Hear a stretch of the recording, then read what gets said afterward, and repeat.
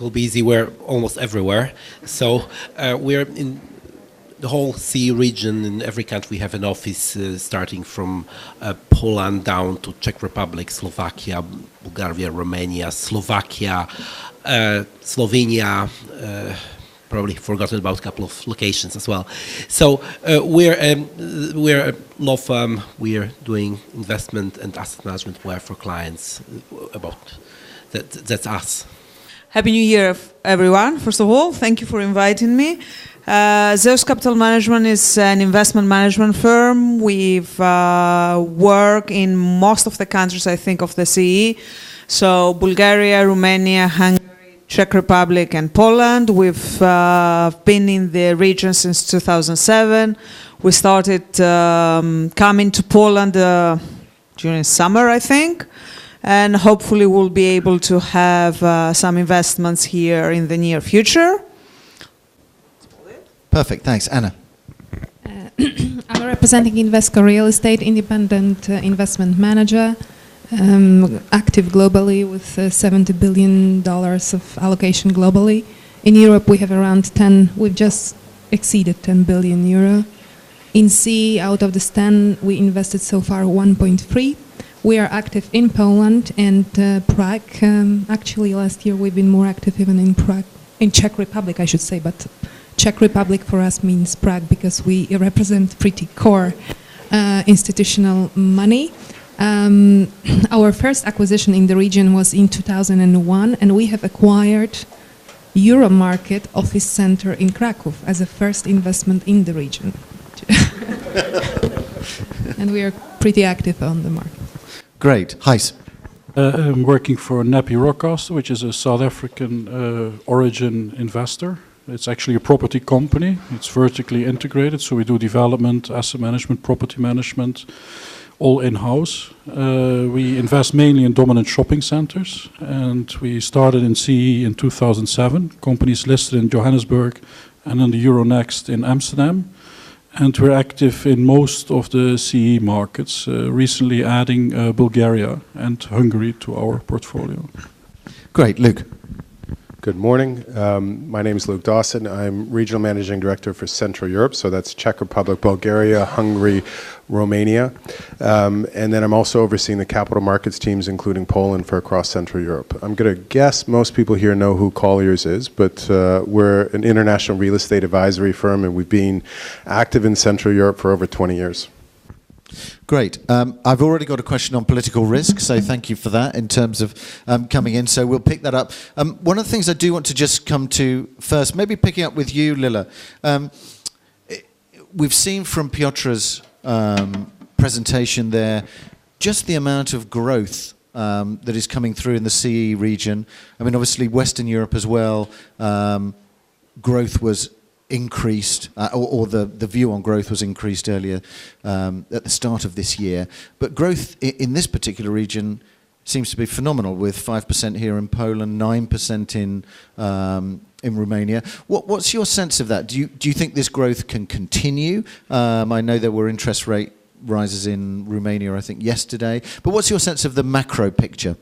Well, the forecast for Europe, if I'm not mistaken, is that there will be a little bit of a slowdown in general for 2018. And I know for, again, the forecast for 2018 for the CEE region is that it's going to increase further. There's a lot of things that are helping to have the increase in the GDP growth. I mean, you know, Germany, trade with Germany, which is solidifying, and there is a lot more going on. We have low oil prices. We have a lot of EU funds that have been absorbed by the region, which is, I think, the maximum ever in those years. So there is a lot of money coming into the region. Which of course helps wages go up, consumer spending going up. So I think it's going to be a trend that will continue in the next 1 to 2 years. Now further down, I don't think anybody knows what's going to happen. So I wouldn't be able to guess for the future. But at the same time, if we're talking about real estate, there is a lot of capital that has been raised over the last even in 2017, I was reading somewhere that there's about 12 trillion of dollars going into real estate, and only half of that has been deployed so far around the world. So if we take that into account, there's a lot of money that still needs to be positioned somewhere and be deployed, and I think that will further increase the demand and, of course, help sustain yields at a low level across the region. Okay, good. And Anna, obviously you, Invesco being global, and you already mentioned the sort of 70 billion plus then what was in Europe and what was in the CEE region. Do you find in your, let's say in the investment committees, in the investment strategy, that because of the growth in CEE, they're actually beginning to say, okay, well, we should allocate more towards this region, or how does the strategy work? Indeed, most of the institutional investment managers have the diversity limits for different regions in Europe, and there are several benchmarks going on against which we are also comparing ourselves. And for the CEE region, historically, it was usually between 10 to 20% allocation in the region. Obviously, I can only give you the example that when I was joining Invesco 4 years ago to start Polish operations, our biggest European fund, called IRIF, was at the level of 1 billion euro. Today it's 3.5 billion, with the expectations going to 6 billion within the next 2 years. If this fund only can invest, 10 to 20% in the region, I mean, the allocation obviously to CEE increases massively. However, the institutional investors need to have security. They are looking at 3 major aspects of each region. First of all, you need to have the macro stability and macroeconomic fundamentals right, which I believe we have.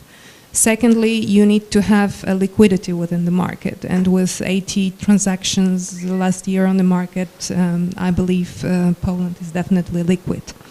And the third aspect is obviously the tax and regulatory stability and predictability. That's the most important, predictability, which is the key aspect for all the investors, and definitely at this moment of time,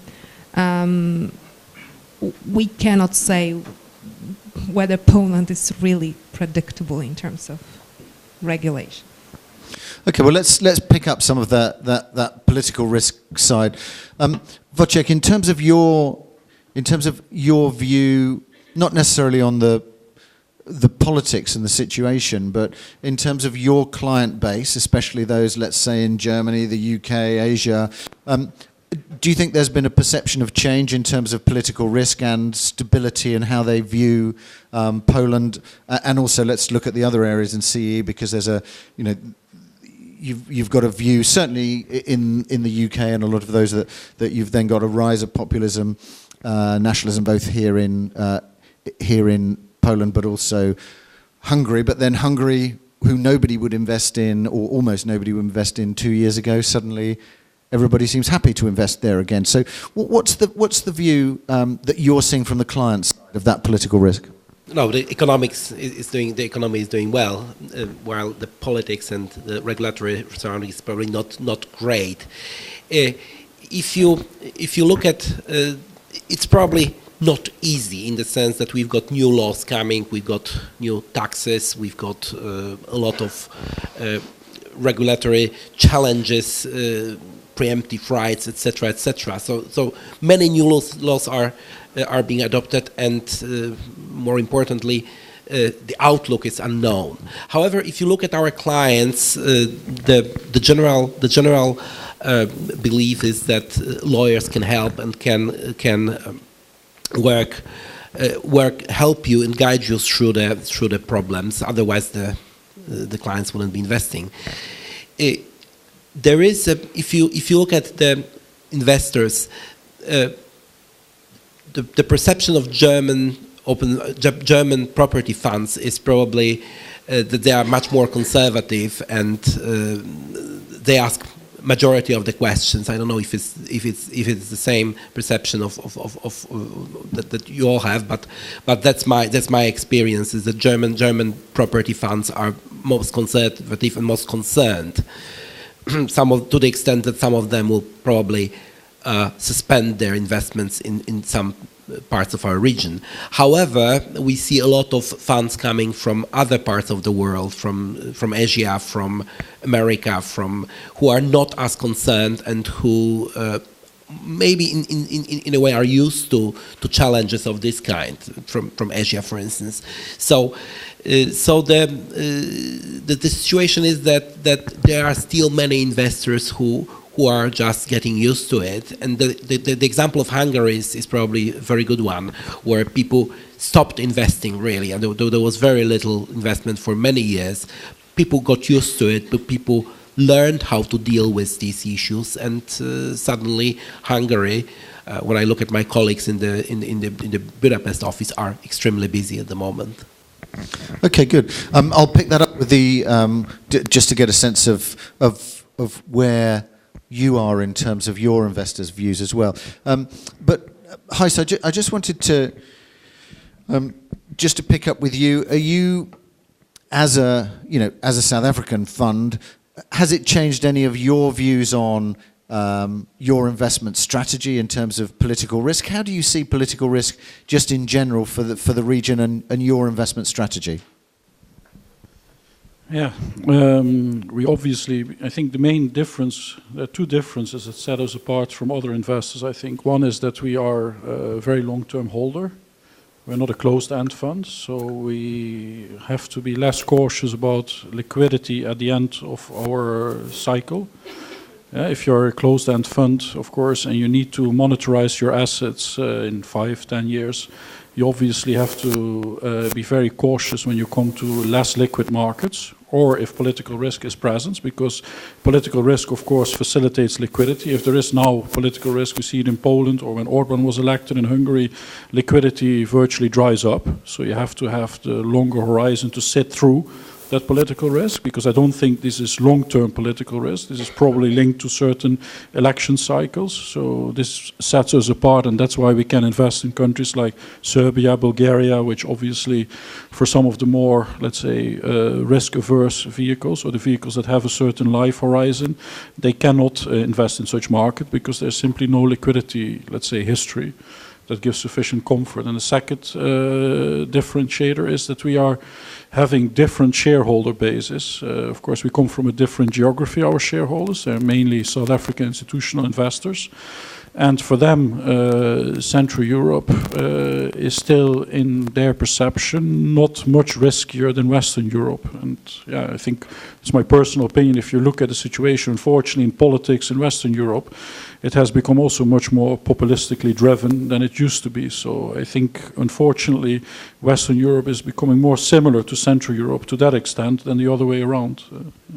I mean, and interestingly, actually, when we did the events in London, Paris, and Frankfurt, one of the questions was, which is the most stable in terms of politics? Is it now actually France? Which was a complete reversal of the previous year. And interesting, you know, the views were obviously different in both France, Germany, but in France, definitely, they decided that they were. Whereas the previous year, they were all heads in their hands in horror about what was happening with politics there. So that's just interesting to see how quickly things can actually change. But you also have US, you have Korea, so we've shifted what risk is for the various countries. So now Orban is, or here, it's nothing. It's simple everyday stuff. So, you know, that has shifted a little bit our perception as to what's important and what's not. So this is really comparative risk between how we're seeing different types of political risk, because you've got Trump, you've got all kinds of other things. And so therefore, when you look at Orban, it may not be great, but at least it's stable. You know what to expect as an investor. But for you, Anna, are you finding an impact in terms of your investors now? I mean, Wojciech mentioned their German investors. Are you seeing a difference between the perception of German investors and, say, UK investors? We know the South African view. Definitely. We have a base of over 100 institutional investors working with us in Europe on different separate accounts or different funds. And when you're speaking to the German investors, they are much more nervous and much cautious. If you're speaking to the English-based investors, they are saying we have our Brexit. So, just what's your problem in case? Yeah, no, in response to ours. It's a good point. Thanks, Anna, for that. That's. And indeed, and our observation is that definitely the base of the investors willing to invest with us in Poland will be changing also, will be shifting. I mean, less probably German investors would be happy to accept this political volatility, but instead we would have more, pan-European or Asian investors. We had the mandate recently from the first Australian investor willing to invest in Europe with allocation to CEE, obviously. So this investors base is definitely changing. Okay, and Luke, I mean, traditionally you would have thought if there was political instability elsewhere, then actually the Czech Republic should gain from that. Is that your perception? Is the Czech Republic going to be one of the winners this year, or do you think there are other things that are actually impacting the market? Well, I think it already has been the winner. If you look at the last 2 years, and you look at particularly last year in the investment volumes in the Czech Republic, I think a lot of that was driven, and the compression on the yield was driven by the political stability in the Czech Republic. That will continue. I don't think you're going to see, say, the spread change in terms of investment volumes any further than it already has. But if you look at the fundamentals of Poland versus a Czech Republic, it's a much smaller country.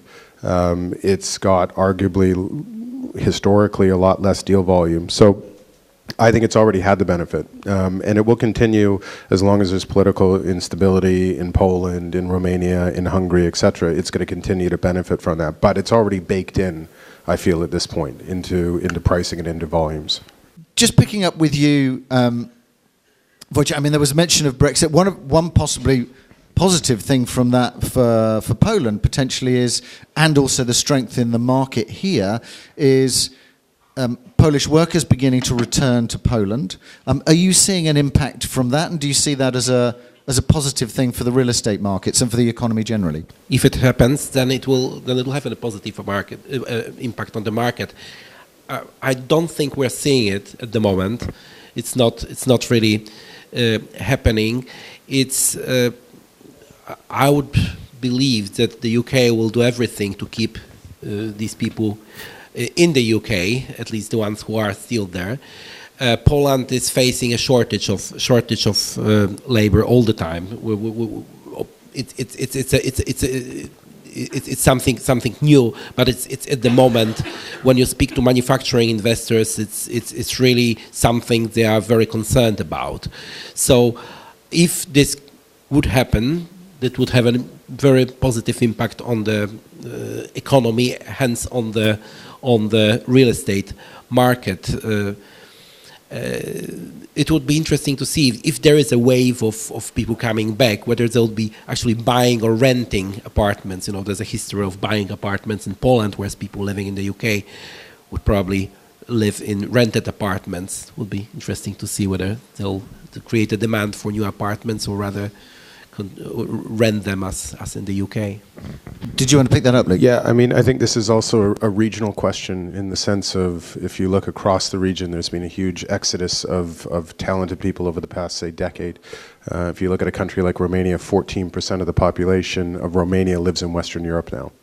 But yet it's difficult to find qualified staff in Romania. So there's the argument that the governments themselves should be putting together programs to recruit some of this talent back. We've seen it in the private sector where you've got companies, particularly Bulgaria, Romania, as it relates to the BPO, SSE sector, having their own programs where they're now bringing back staff from Western Europe, from Canada, from Australia. So Bulgarians that have gone abroad, they're now trying to recruit them to come back. That's how desperate they are to get staff. So it is going to be a struggle, particularly if you look at a country like Hungary that can't rely on, say, Slavic language skills. and has kind of its own captive population, this is where we think there's going to be an opportunity for them to actually kind of fill this gap that's being created by the economic growth in the last few years. If we've got skills shortages here, we've got them in lots of the CE areas, is that pushing up wages? What's the position with wage inflation? Is it also creating more of a requirement for buildings, I suppose, for office, for retail? What's the situation? Yeah, I mean, first of all, you've got incredible wage growth if you look across the region, double digits in countries like Hungary, Romania, and then still very high numbers if you're looking at Poland, Czech Republic. Having said that, you've got to put it in the context of the average European wage, which is, say, roughly 26 euros an hour, whereas we're still in the range of kind of anywhere between 4.5 to 10. But it's a significant factor. This is what's been fueling consumption, so it's not all bad. This is what's driving a lot of the GDP growth, is the wage growth and more money in people's pockets. But I do think you run the risk of inflation creeping up. In a lot of our countries, you're going to see that in the next kind of 12 to 18 months. I think inflation will become a bigger issue. So the expectations for wage pressure for next year is in the region of 9% for Poland, whereas this year it was around 6%. So if you compound it, looking forward, I mean, the industry may not be that competitive anymore towards Western European countries. So the whole story is about increasing right now the productivity, and that's what a lot of sectors are already working and thinking about. Obviously, real estate is always a consequence of the resource requirements. I mean, the demand is very strong. I think even the agents were surprised that the demand for the office sector keeps for so many years so strong. I mean, we have representatives here of some developers. They are very happy with investment in the regional cities, because whenever you go to Wrocław, to Kraków as a developer, you can immediately really secure large pre-lets. The mandates requirements are even larger than in Warsaw, which is a plus and a very good result. The only issue is that at some point Poland will no longer be so competitive in terms of the workforce comparing to Western Europe. Building on what Anna said, actually, question is, there is a strong occupier market, there is a lot of demand for space, but with unemployment being that low, my question, which I don't think I have I don't have the answer, and I don't think I had a compelling answer from somebody, is how are we going to fill all the offices that are being built? So unemployment is so low, and I'm talking about all the CEE countries right now. So, okay, you are trying to lure people back, but I don't know how many people you can lure back. Europe is supposedly characterized by low birth rates.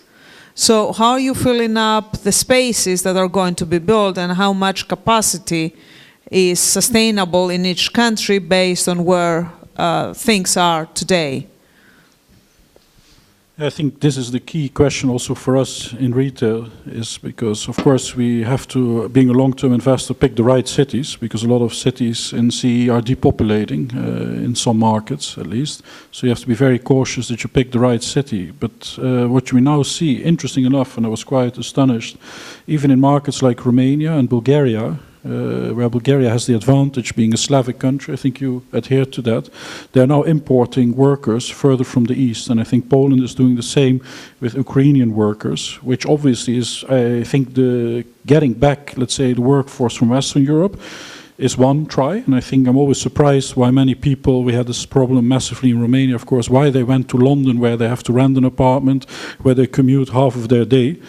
I'm slightly exaggerating now, but if you look at the wage spread, it's not such a massive wage spread anymore, especially if you're just for the cost of living and the quality of life. So I think realistically you should be able, because you have good arguments, to lure some people back. And secondly, on top of that, I think we should look further east and try to get new workers. We see in the Czech Republic, of course, because of the populism of the government, we see quite strong limitations. Friends of mine who have businesses, they try to get people. The only way usually is a student visa, or sometimes the Ukrainian route, but that's very difficult. But in Romania and Bulgaria, they're now importing people a lot from Moldova, also from Ukraine, just to fill up those vacant positions, because otherwise this economic growth is not sustainable unless you, of course, manage to increase productivity, which is something we are lagging on in this region. Yeah. I mean, I know that also in previous things we've talked about Amazon having difficulty finding people. Which are the cities then? I mean, because urbanization has been a trend for the last few years across most of the cities. Is that still happening in CEE? Are you finding, even if the country is getting a lower population, that actually that cities are still growing? What's the situation? Well, I don't think I can comment in terms of the migration of people into the cities, but what I can say is that you're right around the previous comment around the cities themselves that are being chosen for kind of economic purposes are facing a shortage of workers that we've never seen before. If you look at cities in Poland like Krakow, like Katowice, the whole right now annually would require, I think it's over 20% of the graduates of university to go into, say, the BPO sector every single year, which isn't sustainable, because that's ignoring engineering, arts, on and on and on. And there's going to continue to be a shortage in these kind of cities that have been, I don't want to say chosen, but are evolving into the business hubs across Central Europe. And this is the same in Romania, where you've got really Bucharest, and now you've got Cluj-Napoca, and one or two other cities that are evolving, and they're leaving the rest behind. In Czech Republic, you've got obviously Brno, you've got Prague, and there'll be one or two others. And it's the same everywhere, where I think you're going to see companies having to figure out even logistics to get workers from other villages into these towns to work, because you're seeing requirements in southern Poland where it'll be, we're going to hire 5,000 workers. Well, from where? They're going to set up a new Amazon facility. Where are you going to get 5,000 workers? They're not available. You're going to have to start bringing them in from the surrounding areas, and that's going to be the next step, is that everything will start getting more centralized. Okay, so there's big challenges there to a certain extent in terms of more occupiers coming in, really. Yes. Yeah. Okay. Wojciech, one of the things that particularly we picked up in when we were in China, talking to investors there about European opportunities, was that they were very comfortable with investments that involved where there was new infrastructure, where there was actually something happening. There's been quite a lot of road building here, a lot of infrastructure. You've also got the new Silk Railroad coming all the way from China, ending up in Holland, but cutting across the region. What's your sense of the sort of infrastructure here? Is that something that will be driving more investment and maybe helping create situations where it's easier to get workers from one place to another, or be able to introduce, perhaps more of an office idea into some of the more regional cities? What's the position with the infrastructure and how that's developing? Well, hopefully the answer is yes. The Amazon fulfillment centers wouldn't have been built if there were no motorways connections between Poland and Germany. So the big question is whether in the new EU budget there will be money for this, and this is touching on the political question, I'm afraid.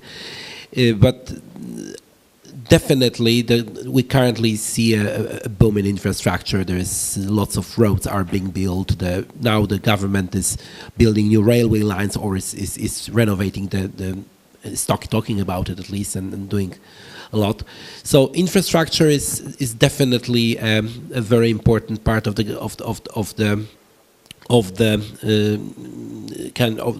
has an impact on the country's economy. Whether Poland really benefits from the Silk Road is difficult to say.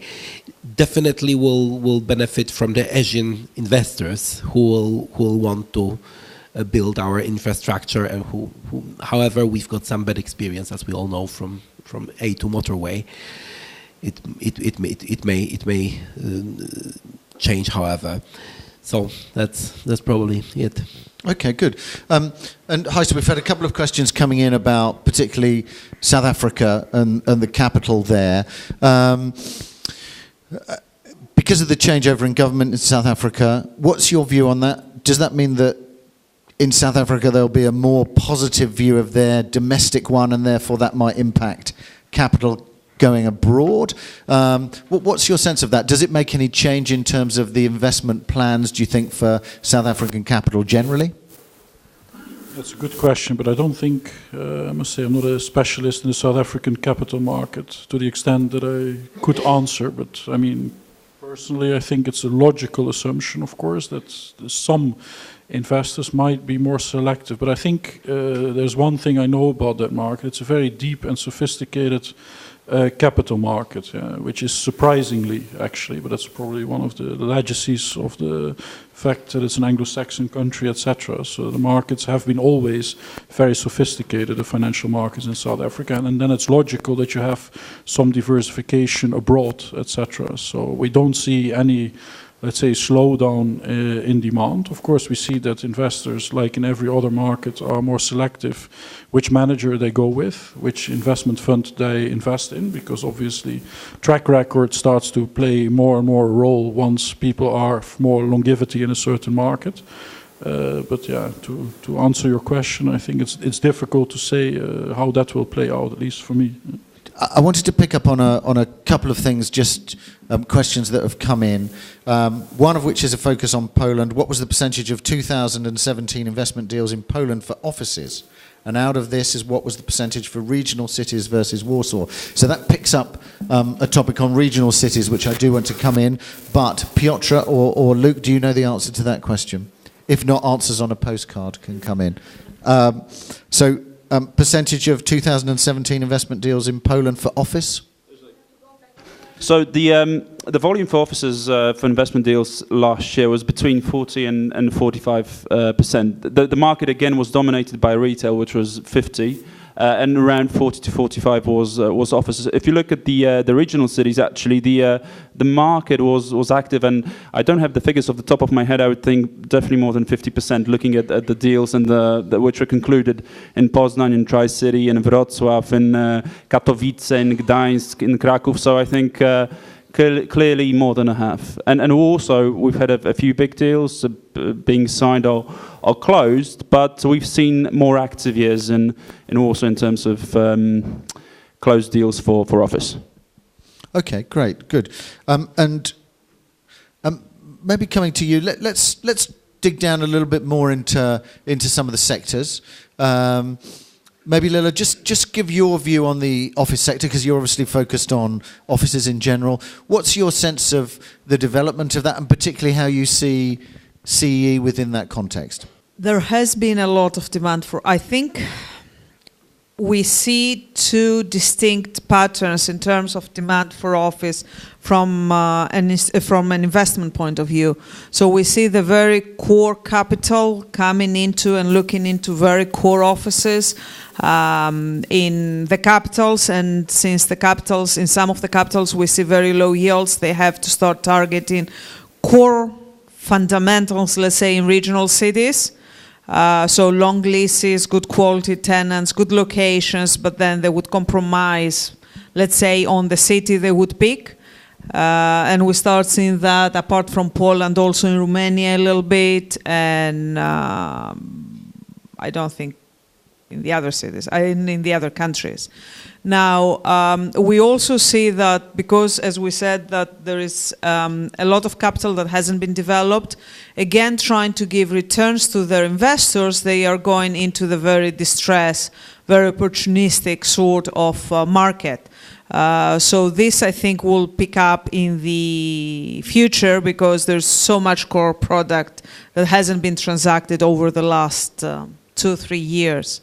So distress opportunistic is also picking up because it gives the returns that a lot of people promise to their investors.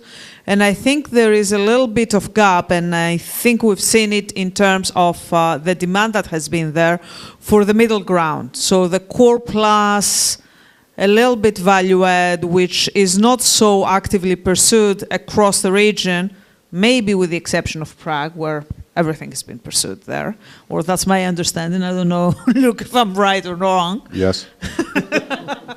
But with the exception of that, and maybe Budapest from the local capital, the rest of the markets are having a struggle deploying, finding buyers for that middle ground of risk, let's say, and return.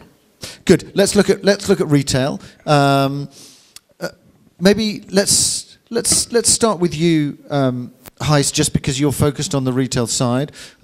What's your view on retail? Which markets do you think are hot?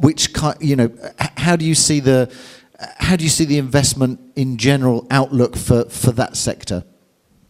I think Piotr's presentation already showed that retail is hot in general as a sector. I think the focus is of core, let's say, good functioning shopping centers, whether they are in any of the CEE countries, I would say almost, they are liquid product. Yeah. We have seen that markets that so far were not liquid, like Bulgaria, until last year, even became liquid. And I would say what is not liquid yet in the more peripheral markets is basically the non-dominant secondary city stock.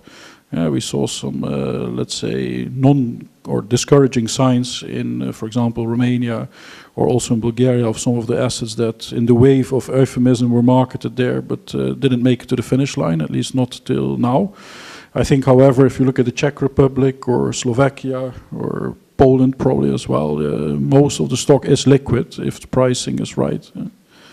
And liquid to the extent that there are multiple investors pursuing those assets. Okay, good. And Dariusz, you're looking after retail, I think, for Colliers here. What's your sense of that, particularly for the region? Do you think, looking at, let's say, some of the broader themes that we've looked over the year in terms of retail, which are that, if you're stuck somewhere in the middle, if you're not either local, so if it's not convenient or it's not exciting, there's not something interesting about the retail, that it's going to struggle. What's the position here? What's driving, I guess, both the retailers to find space and also what are the investors looking for? We have two types of buyers, right? Like NEPI, Rockcastle, or EPP. NEPI, Rockcastle, you guys have different strategy. You buy core products, in the secondary cities or tertiary cities, but they have to be dominant, the biggest and the best performing shopping centers. But in the same time, we have quite few investors which are looking for small shopping centers that are much more demanding and needs much more work from the leasing perspective. And that we can see not only in Poland, but also in Czech Republic, Slovakia, or in the whole region. And I believe that actually 2017 proved that we're going to have more and more this type of investors. They're looking for higher yields, but they have to put much more work into those type of products. At the same time, we have to keep in mind that e-commerce is not that strong in tertiary cities like in the big ones. So here we actually, the retail in the small cities, 50,000 or less people, it's going to be more important, especially that, the whole stories about the Sunday closing will not affect those shopping centers that much, I think. Okay, good, thank you. And Anna, obviously, Invesco, also retail is one of the areas that you're investing in. What's your sense of that, the convenience versus experience, dominant shopping centres, neighbourhood shopping centres? As a core player, what are you particularly looking at and where are you looking for returns now? Yeah, as a core player, we would be limited to the biggest, 5-6 top cities in Poland, and that's the problem from the just mental perspective of persuading our institutional investors to invest, for example, in Konin or in Radom. So that's one obstacle, and the other obstacle is that actually there are not so many shopping centers or not so many products really trading. I mean, we have just couple of dominant locations which traded last year, maybe really two, 3 shopping centers that we can talk about. The rest was simply the portfolio transaction that we all know about. So actually retail is just one sector that we are looking at. For example, last year we've been very successful in logistics, and we put most of our money into logistics. As you know, we have acquired 2 Amazon sheds, or I should say fulfillment centers in Poland. One in Szczecin and the other one in Sosnowiec, and we are looking to do more in terms of logistics sector. So we're seeking opportunities in many sectors. We have completed a hotel acquisition last year, also a Sheraton Hotel in Kraków. So as you can see, we are diversifying our activity. And one of the things, maybe I'll start with you, Luke, on this, is Piotr mentioned it as well, and for sure, across all of the last sort of 2 years, but particularly over this year, there's been much more of a focus on alternative investments, alternative real estate investments. So student housing, residential generally, senior living, parking funds. What's your sense of that? How much of that is in the CEE already? You already mentioned that residential to was a big topic, but maybe there's a PRS play here somewhere, that there'll be rented sector. What's your sense of those alternative areas? Yeah, I mean, I think that in short, Central Europe is behind. If you're looking compared to Western Europe or the UK, we don't, say, have large funds playing in student housing.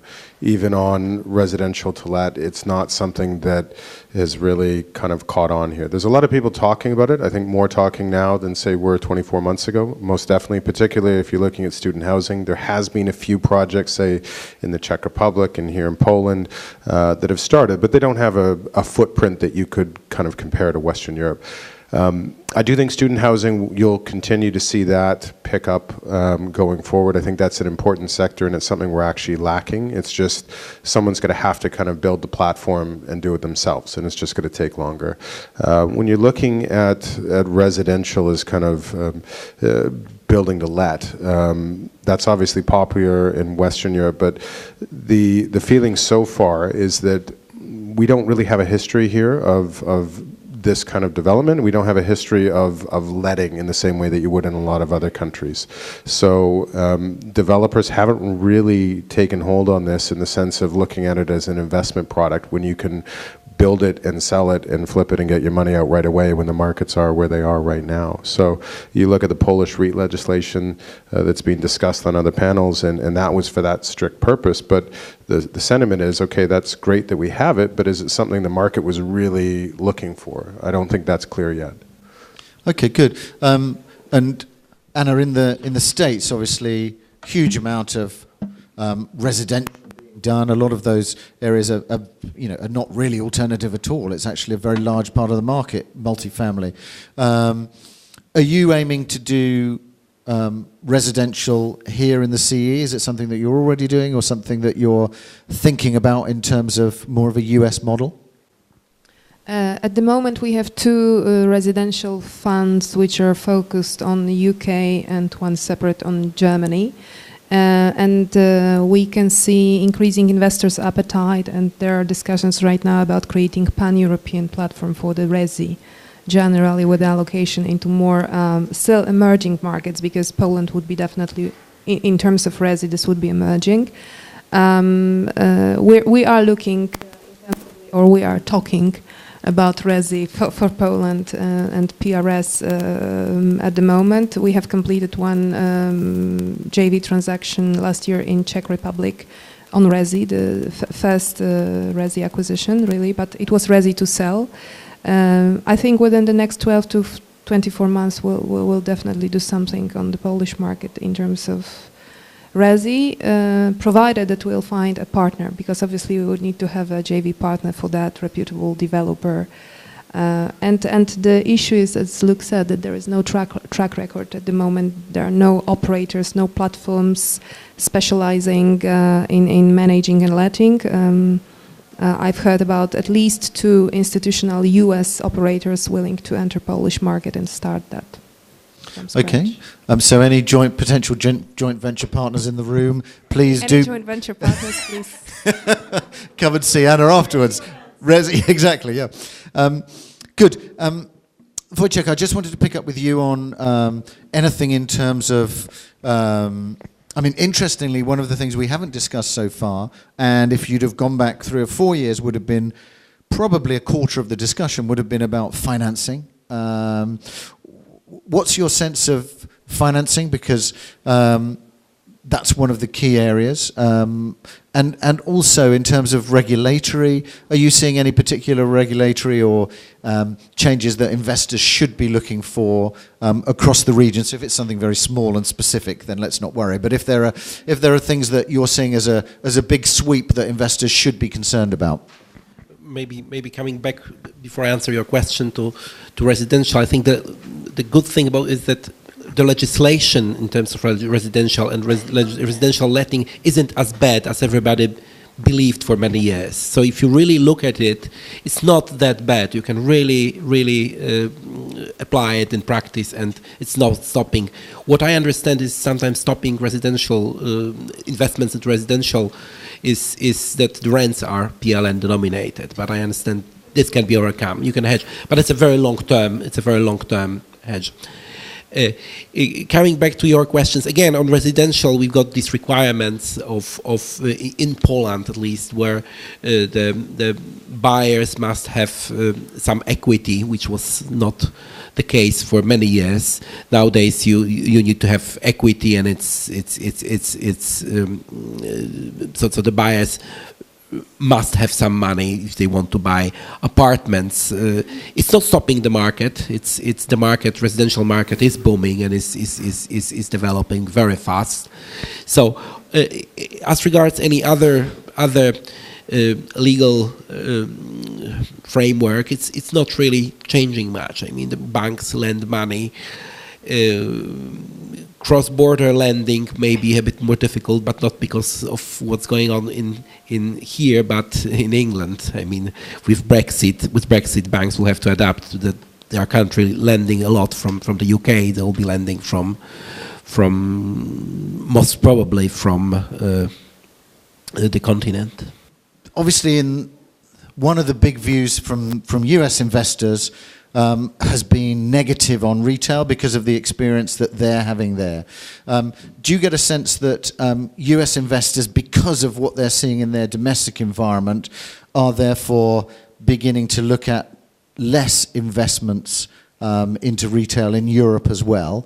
And therefore, is that a very positive thing for those people who may not want to compete with that capital? Like perhaps you, Gijs, I don't know. Are you seeing less competition from US capital in retail? We still see a lot of competition, but I'm not sure to which extent it's US. Maybe Luke, you can reply to the question whether US capital is scared currently because of the situation with the REITs in the US? Yeah, I would say in general, US capital's really gotten bearish on retail. You can see it in the stock prices of Macy's, Nordstrom's, etc., but also just in terms of the general story on retail in the US. And I think you won't see a lot of US capital actively looking out for retail opportunities in Europe or Asia or frankly anywhere else right now until they get a better view of how this is going to play out in the kind of new age of Amazon. Interesting enough, though, if you look at the US retail sales over the holiday season, there was actually a bit of a surprise in the sense of the bricks and mortar stores doing better than people had expected. So there is a question now whether they've kind of been too hard on bricks and mortar retail in the last 12 months. But that still doesn't guarantee, even if they were wrong, what's going to happen in the next 2-3 years. So I think it's a big question mark coming out of the US. Okay, good. I mean, in terms of, did you want to pick that up? You can.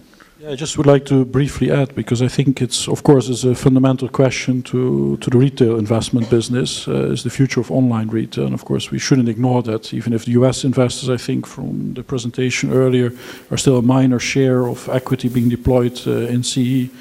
But if you look at online retail in the future, I think you will see a shift towards different products, which is probably also why there is a lot of competition for certain products, which is either indeed the dominant shopping center with a large entertainment and leisure element, which is also where US development is shifting towards, because that's more of a time-spending type of product rather than the type of product that would be affected by people that are purely run shoppers or people that are purely filling up their weekly shopping carts in the US.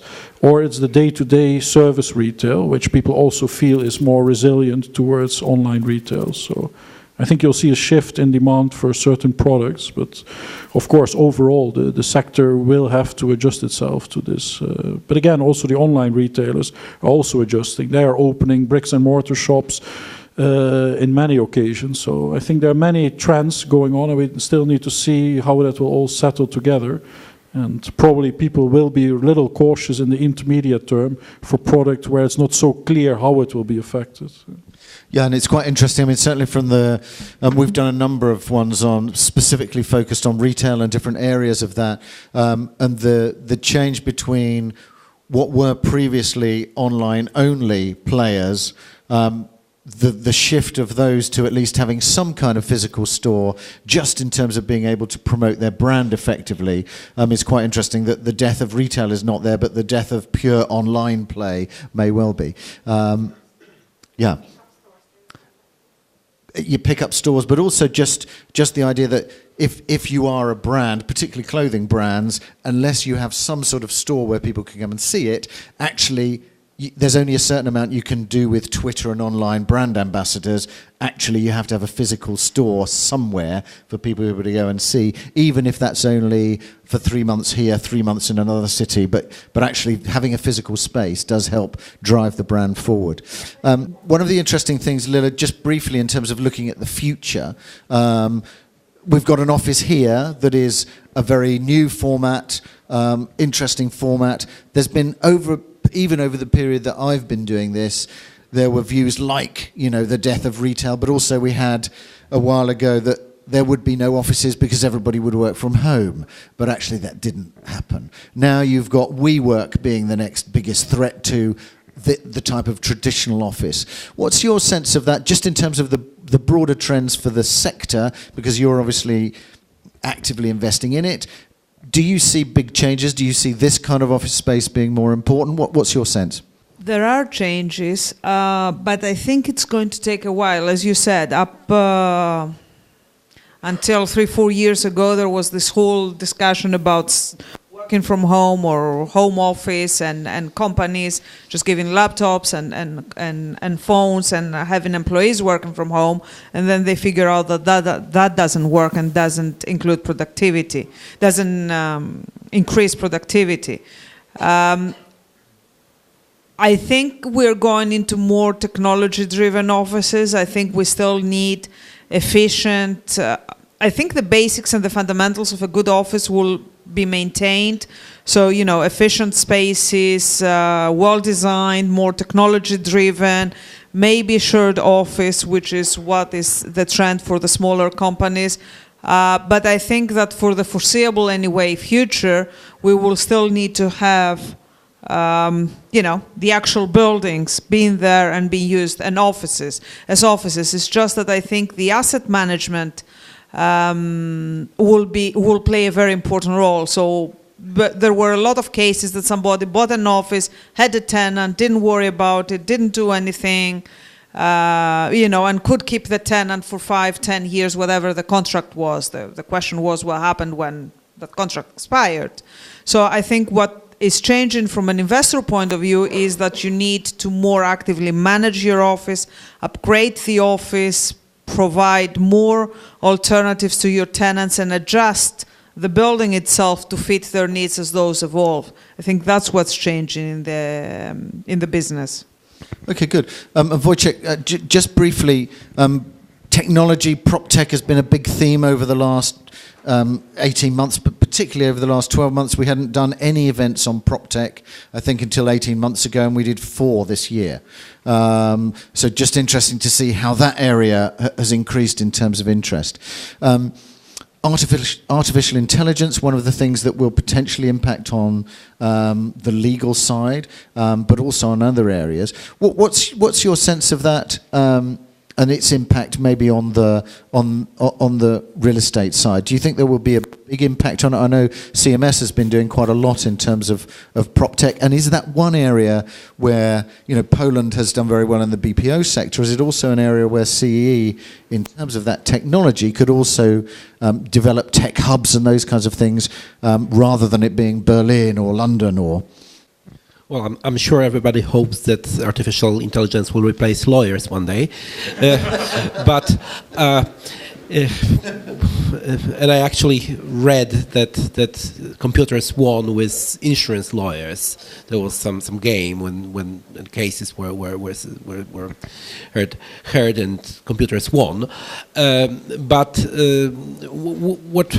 what we are seeing about artificial intelligence is that I think that we are seeing smarter buildings, smarter offices. We're all getting used to it, and in terms of legal environment, it probably doesn't require that many changes in the legal requirement, like for instance the in any different industries. So yes, it's there. It's we don't know the impact yet. Lawyers you'll still probably have to pay lawyers for their job for a while at least. And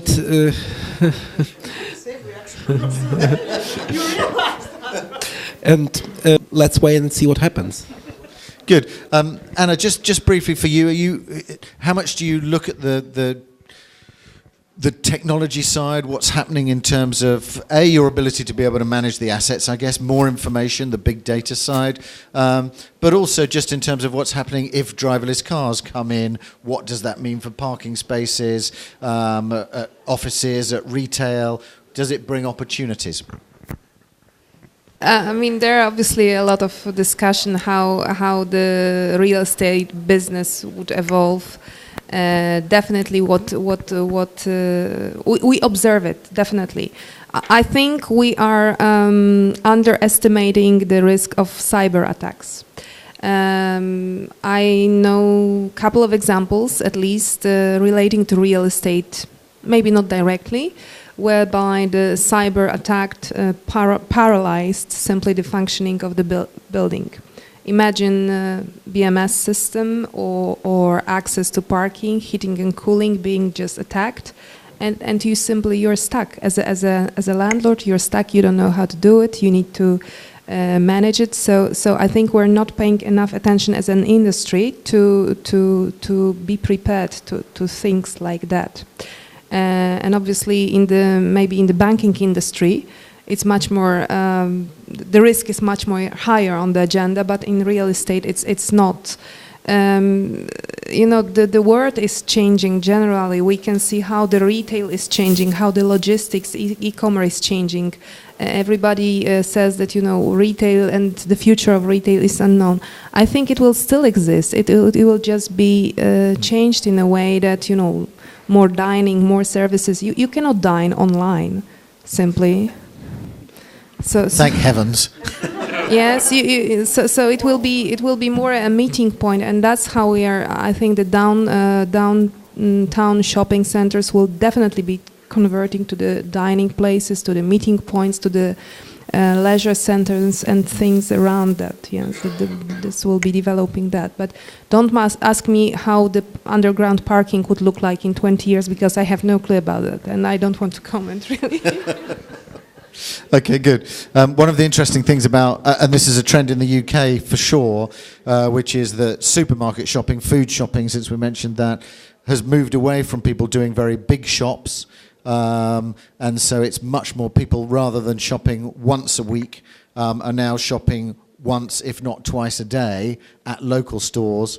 Absolutely. I've spoken to a couple of big retail chains, retail operators, food operators, and for them, they are just not investing into the online e-commerce services. They are not, because simply the cost of logistics kill their business. Their margin are so low that they try to invent different ways of encouraging actually the clients, the customers coming and doing shopping, even for your neighbor or for somebody else, but not investing in the home deliveries. I've got a very quick one, which is just so that we can finish with some investment tips for everybody.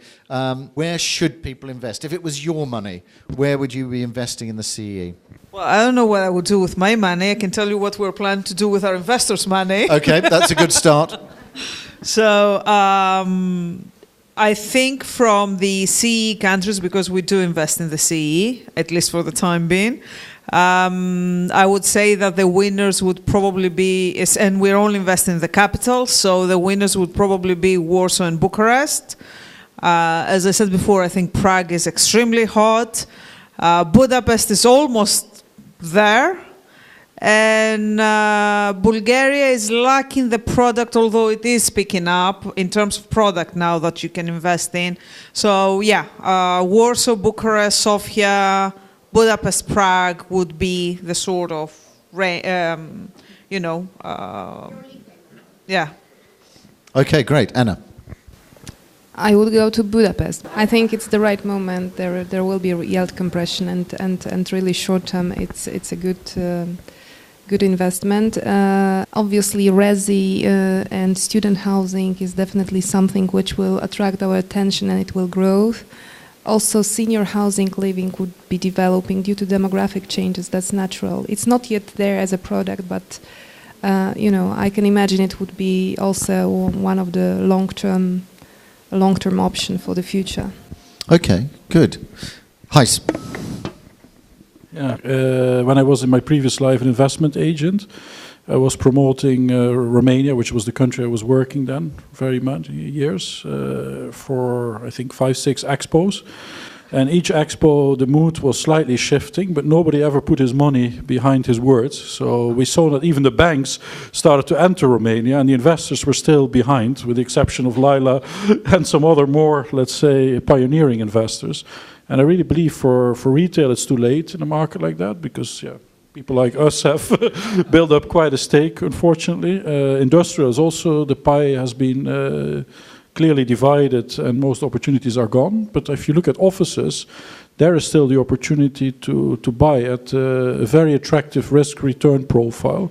And the cost of debt is similar to Hungary currently, I would say, but the yields are still slightly more attractive. And I think moreover, you also have product available, which in Hungary, from what I understood, it's already taken up a lot. Yeah, so that would be my bet. Okay, Luke. I got to come up with something creative. If you're looking for yield compression, I'd go Bucharest, then Budapest. If you're looking long-term hold, I'd go Warsaw, all offices. If you can find industrial, then let me know. But I think industrial, there's a ton of appetite. There's just not a lot of product there. But if there was something on the market on industrial, if that becomes more liquid, then industrial across almost all the markets, I would say, would be a good pick. Okay, great. Thank you. Thank you.